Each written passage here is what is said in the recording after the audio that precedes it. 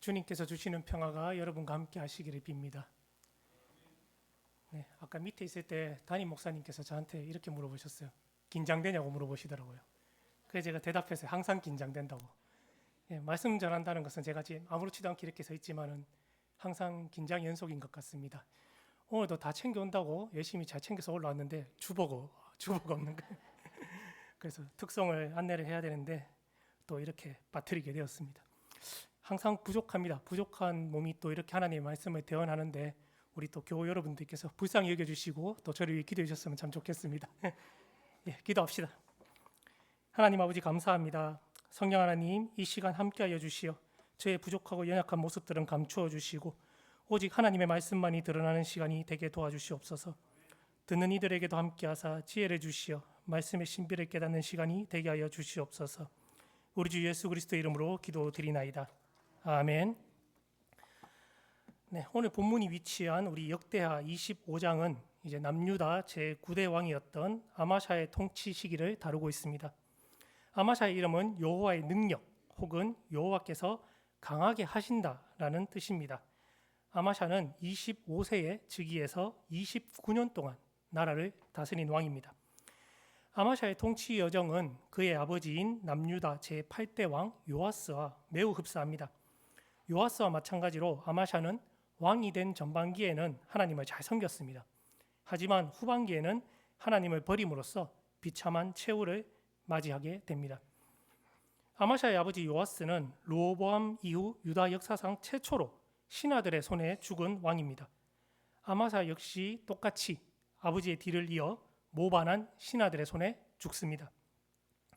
모반의 이유를 추측해 보건대 최소한 아마샤가 무능했기 때문은 아닌 것 같습니다. 아마샤는 누가 왕위를 물려주거나 또는 누가 추대해줘서 즉위한 왕은 아니었습니다. 왕위를 물려줄 아버지는 불행한 최후를 맞이하였고 또 추대해줄 신하들은 모반해서 자기 아버지인 왕을 죽였습니다. 정치라는 것이 혼자 하는 것이 아닙니다. 국회의원이나 지방의원, 하다못해 아파트 동대표가 되기 위해서라도 폭로 입은 인간관계와 또 선출되기 위한 다양한 전략들이 필요합니다. 왕의 자리라면 더한 음모와 방해 또 치열한 경쟁이 있을 텐데 그 자리에 오르기 위해서 스스로 오르기 위해서는 능력이 있어야 됩니다. 능력이 없이는 오를 수가 없습니다. 아버지가 신하들의 배반에 의해 살해되었지만 아마샤가 왕위에 올랐다는 것은 그가 최소한의 정치적 소환과 처세술을 가지고 있었다는 것, 즉 무능하지는 않았다는 것을 보여주고 있습니다. 그런데 아마샤는 아버지 요아스와 똑같이 전쟁에서 패배한 후 모반한 신하들에게 불행한 최후를 맞이하게 됩니다. 모반의 이유는 오늘 말씀 25장 27절에 나옵니다. 아마샤가 돌아서서 하나님을 버렸기 때문에 그의 최후가 이렇게 비참했습니다. 불순종의 대가가 불행한 최후였습니다. 아버지 요아스가 하나님의 말씀에 순종할 때에는 잘 나가다가 불순종했을 때 몰락한 것을 아들인 아마샤는 옆에서 봤을 것입니다. 거기서 교훈을 얻을 법도 한데 아마샤는 그러하지 못했습니다. 하나님 말씀에 순종하면 형통하고 그렇지 않으면 어렵다는 것. 이것은 여기 모인 우리들도 당연히 아는 사실입니다. 유치부나 아동부 친구들한테 물어봐도 알 겁니다. 이 당연한 사실을 아마샤는 망각했습니다. 아마샤도 하나님 말씀에 순종했을 때 그런 시절이 있었습니다. 그리고 그 시절에는 그의 나라가 굳게 섰습니다. 그런데 왜 아마샤는 어린아이도 아는 이런 당연한 사실을 망각하고 하나님께 불순종해서 불행해지는 그런 어리석은 선택을 했을까 의문이 듭니다. 아마샤가 무능하고 어리석은 사람이었다면 그런 바보 같은 선택을 해도 저런 사람은 저 정도밖에 안 되니까 그럴 수 있겠지라고 생각할 수 있겠는데 앞에서도 언급했다시피 아마샤는 그런 무능한 사람은 아니었습니다. 하나님의 말씀에 순종함에 형통함이 있음에도 불구하고 구약의 왕들이 왜 이렇게 불순종과 멸망을 향해 주저함이 없이 행동했는지, 인간이 이렇게 어리석은 행동을 왜 하는지 그 이유를 오늘 말씀 속에서 하나님께서 아마샤를 통해서 우리에게 알려주고 계십니다. 아마샤의 통치 시대는 요아스 시대와 마찬가지로 이제 전반부와 후반부로 나누어 볼 수 있습니다. 그리고 통치 전반부를 성경은 2절에서 아마샤가 여호와께서 보시기에 정직하게 행하였으나 온전한 마음으로 행하지는 않았다라고 평가합니다. 단서가 붙긴 했지만 아마샤의 통치 전반부에는 그래도 하나님 보시기에 정직히 행하였다는 것입니다. 이를 보여주는 첫 번째 사건이 바로 아버지를 죽인 신하들에 대한 처벌이었습니다.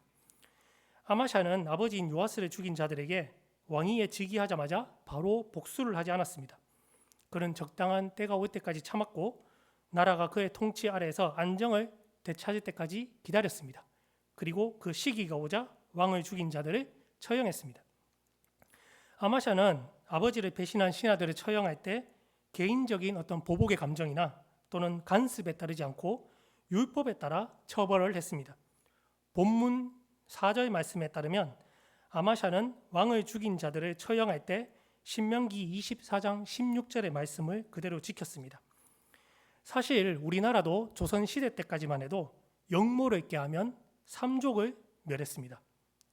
반역은 다른 이들에게 경종을 울리고 본을 보이기 위해서라도 이쪽에 실을 말려버리는 것이 우리나라뿐 아니라 아시아 세계 여러 나라를 비롯해 이제 히브리 사회를 포함한 그 시절 당연한 관습이었습니다. 하지만 하나님께서는 부모의 죄로 인해 자녀가 죽을 수 없고 또 자녀들의 죄로 인해 부모가 죽을 수 없다는 율법을 이스라엘에게 주셨습니다. 아마샤는 율법에 따라 개인적인 감정이나 관습에 휘둘리지 않고 율법을 지켰습니다. 그는 반역한 신하들의 자녀들을 죽이지 않았습니다.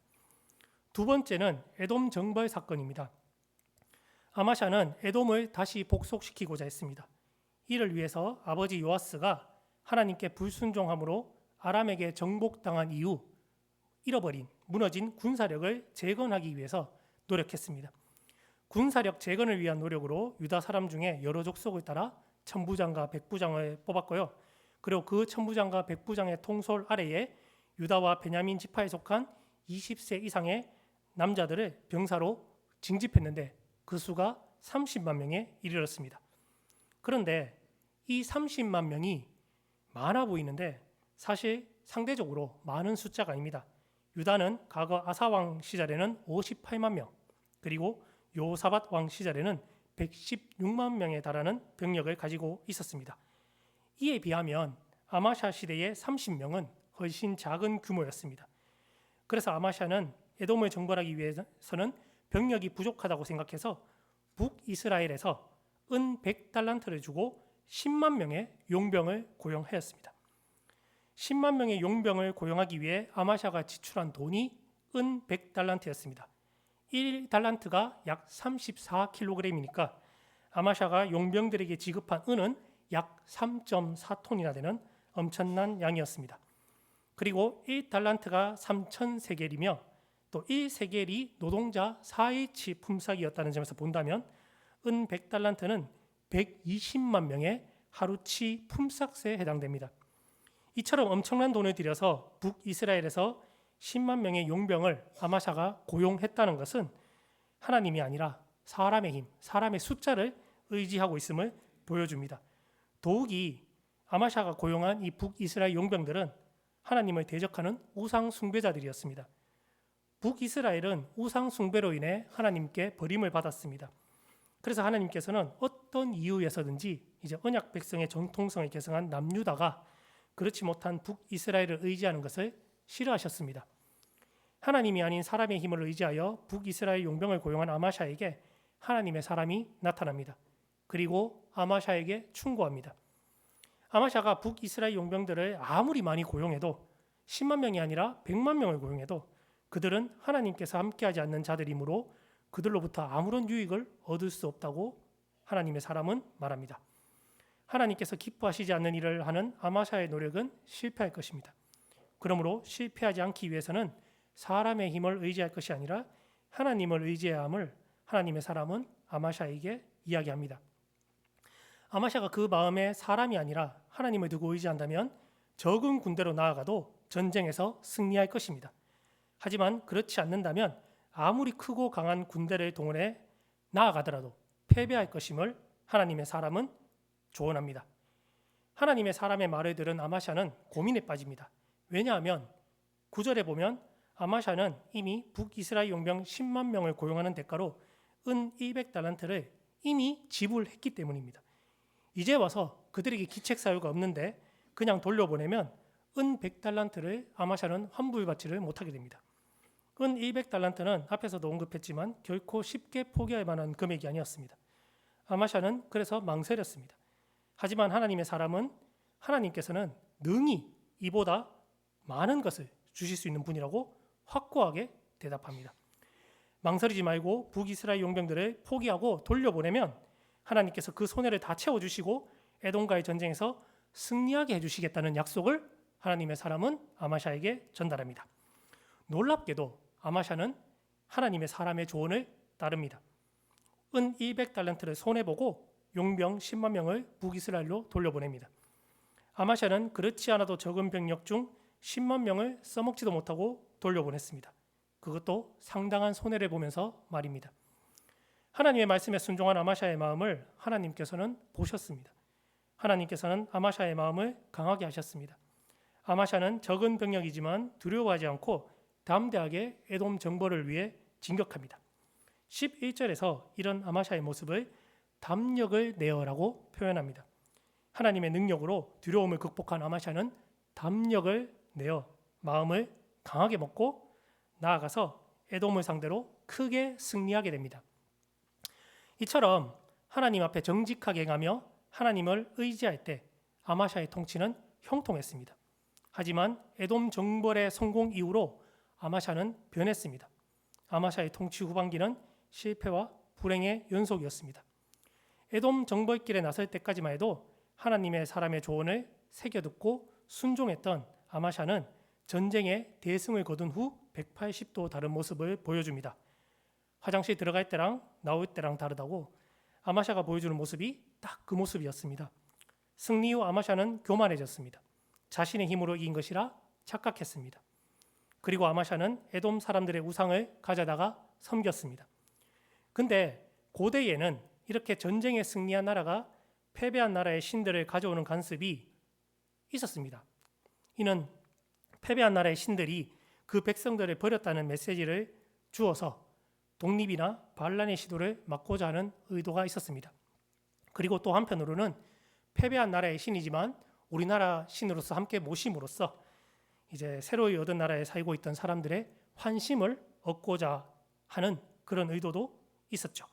하지만 아마샤는 그런 수준을 넘어서서 에돔의 신을 자기의 신으로 삼고 경배를 드렸습니다.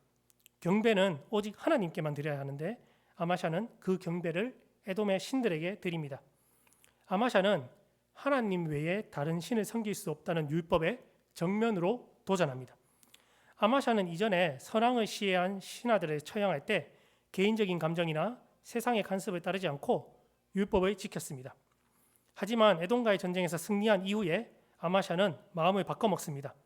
율법보다 개인적인 감정이나 세상의 간섭을 더 중요시합니다. 하나님께서 이런 아마샤에게 진노하셨습니다. 그리하여 다시 하나님의 사람을 보냅니다.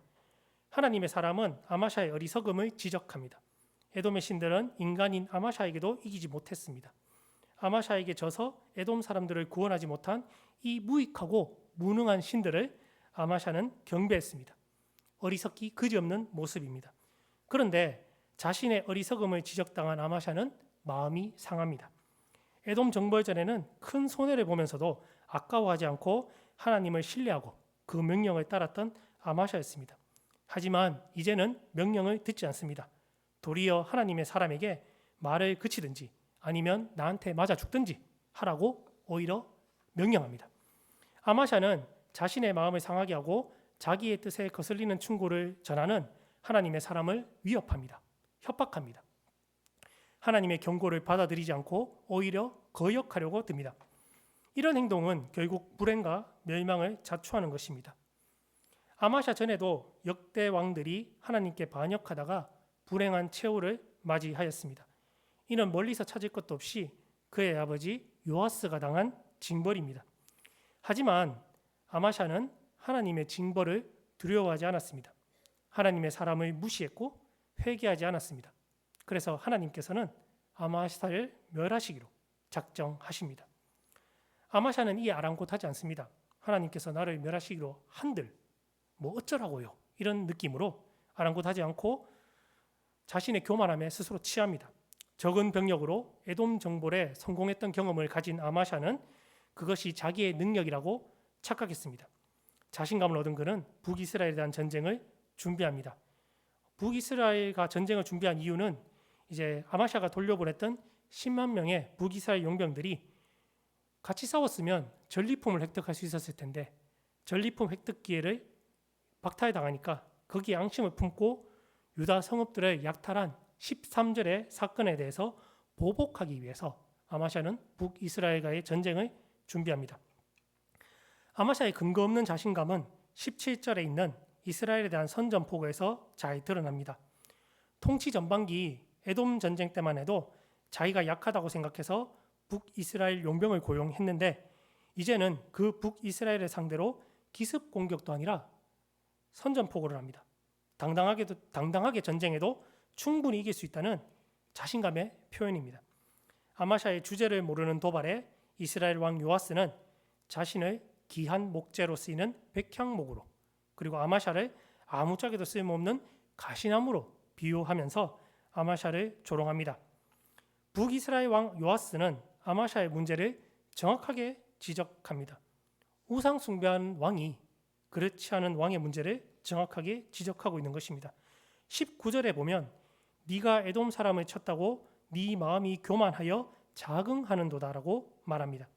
아마샤의 문제는 처음 하나님을 향한 마음을 잃고 변해버린 그의 교만한 마음에 있었습니다.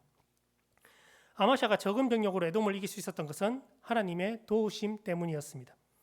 하지만 전쟁이 끝나자 언제 그랬냐는 듯이 아마샤는 교만해져서 승리의 공로를 하나님이 아닌 자신에게 돌렸습니다. 마음이 교만해진 아마샤는 에돔 자손의 신들을 경배한 자신의 잘못을 지적하고 경고한 하나님의 사람의 말씀을 듣지 않았습니다. 그리고 전쟁을 포기하라는 북이스라엘 왕 요아스의 충고도 듣지 않았습니다. 계속되는 놀라운 성공에 자신감으로 가득 찬 교만한 마음이 아마샤의 눈을 어둡게 하고 길을 멀게 했습니다. 아마샤가 돌아서서 하나님을 버리고 악을 행하자 하나님께서는 아마샤의 운명을 하나님 자신이 아니라 북이스라엘의 왕 요아스에게 맡기십니다. 아마샤와 요아스는 군대를 이끌고 유다의 벳세메스에서 만납니다. 그리고 이 전투에서 에돔에서 크게 이겼던 아마샤의 군대는 이제는 크게 패배합니다. 아마샤는 포로로 붙잡히고 예루살렘 성벽은 일부가 철거됩니다. 성전 안 기물들은 약탈당하고 사람들은 인질로 붙잡혀갔습니다. 아마샤는 북이스라엘의 왕 요아스보다 15년을 더 살기는 했지만 남은 삶이 평안하지는 않았습니다.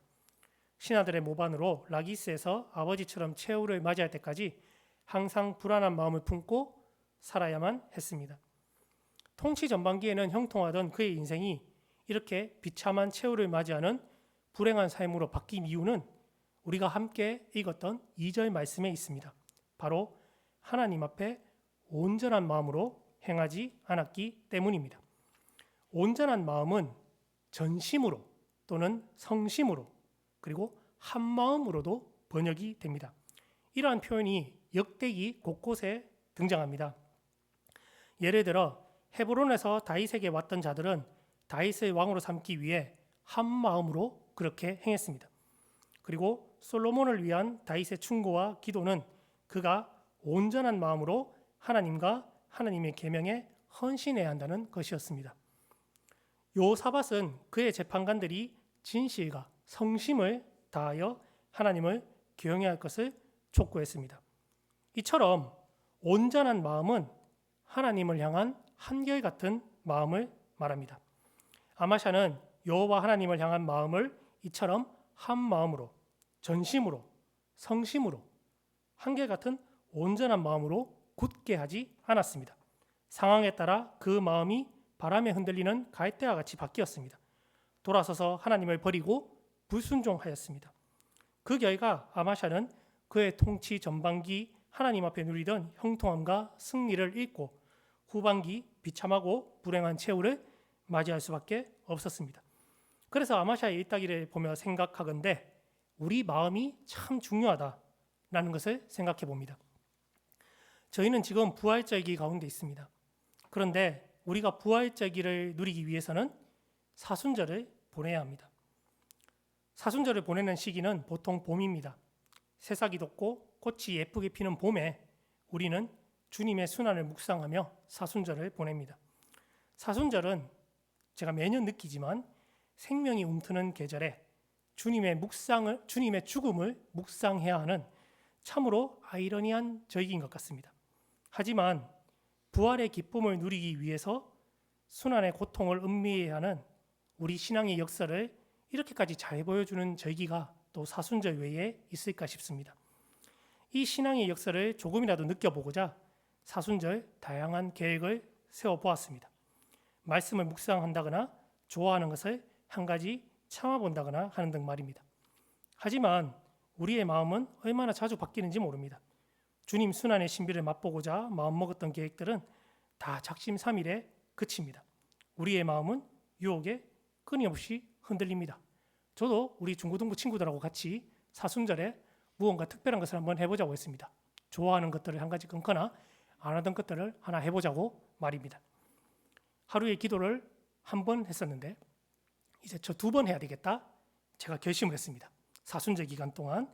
그런데 어느 순간 은근슬쩍 안 하고 넘어가는 제 모습을 발견했습니다. 중고등부 친구들한테는 절대로 말하지 않았습니다.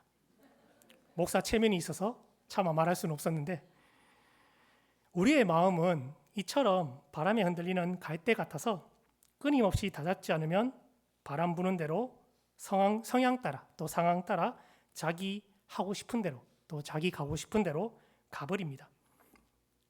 중국 고서에 서연이라는 책이 있습니다. 이 책 첫 번째 부분에 우서라는 책이 있고요. 우서는 중국 고대의 요순 시대에 대한 기록인데 여기서는 순 임금이 통치하던 시대를 나타냅니다. 우서는 총 5편으로 구성되어 있는데 그중 3번째 대우모편에 이런 말이 있습니다. 사람의 마음은 위태롭기만 하고 도를 지키려는 마음은 너무나 미약하다. 오로지 온 힘을 기울여 한결같이 하여 진실로 그 가운데를 잡아야 할 것이다. 이 구절은 순임금이 우임금에게 나라를 물려주면서 남긴 말입니다. 워낙 유명한 구절이라 여기저기서 많이 인용되었기 때문에 한 번쯤은 들어보신 분도 계실 거라 생각이 됩니다. 어쨌든 내가 욕망을 쫓고 이기적으로 되면 내 마음은 사람의 마음으로 덮입니다. 하지만 원래 하늘이 주신 어떤 순수한 도덕적이고 양심적인 마음이 드러나면 그게 바로 도를 지키는 마음이 됩니다. 그런데 온 힘을 기울여 한결같이 하지 않으면 도를 지키려는 마음은 미약하기 때문에 드러나지가 않습니다. 그래서 내 마음을 다잡는 것이 가장 중요합니다. 내 마음은 말씀의 씨앗이 뿌려진 밭과 같습니다. 말씀의 씨가 뿌려졌는데 어떤 것은 길바닥에 떨어져 새들이 와서 먹어버리고 어떤 것은 돌밭에 떨어져 말라버리고 어떤 것은 가시덤불 속에 떨어져 기운이 막혀 죽고 또 어떤 것은 좋은 땅에 떨어져 많은 열매를 맺었다고 성경은 말씀합니다. 이렇게 씨가 떨어지는 밭의 상태는 결국 내 마음의 상태를 나타내는 것입니다. 내 마음이 메말라 말씀의 씨앗을 받아들일 준비가 되어 있지 않으면 온갖 유혹거리와 분심이 가시덤불처럼 자라서 내 마음을 온통 덮어버립니다. 도를 지키려는 마음은 사라지고 사람의 마음으로 덮여버립니다. 그러므로 내 마음밭을 좋은 땅으로 가꿔서 씨앗의 싹을 틔우고 잘 자라게 하기 위해서는 말씀과 기도로 끊임없이 비료를 주고 밭을 가이고 노력해야 합니다. 온전한 마음을 품기 위한 한결같은 노력이 필요합니다. 아마샤는 하나님 앞에 온전한 마음으로 행하지 못했습니다. 그 결과 성공에 도취되어 하나님을 향한 순종의 마음을 잃었습니다. 우상 숭배의 유혹에 넘어가 자신의 욕망을 쫓아 교만해졌고 마침내 불행한 최후를 맞이하였습니다. 사랑하는 우리 대구 신흥교회 교우 여러분, 하나님 앞에 온전한 마음을 품을 수 있기를 소망합니다. 말씀과 기도로 마음을 끊임없이 다잡고 하나님 앞에 온전한 마음으로 행할 수 있기를 원합니다. 그리할 때 아마샤와 같은 불행한 삶이 아니라 하나님 안에서 형통한 삶, 풍성하게 열매 맺는 삶, 그리고 죽음을 넘어 부활을 누리는 삶을 살 수 있게 됩니다. 온전한 마음으로 하나님의 은혜와 복을 누리며 사는 저와 여러분 다 되시기를 바랍니다. 기도합시다. 하나님 아버지 감사합니다. 저희들에게 주님을 향한 온전한 마음을 허락하여 주시옵소서. 유혹과 상황에 흔들리지 않고 말씀과 기도로 끊임없이 마음을 다잡고 주님 앞에 온전한 마음으로 일평생 살아가게 도와주시옵소서. 우리 주 예수 그리스도의 이름으로 기도드리나이다. 아멘.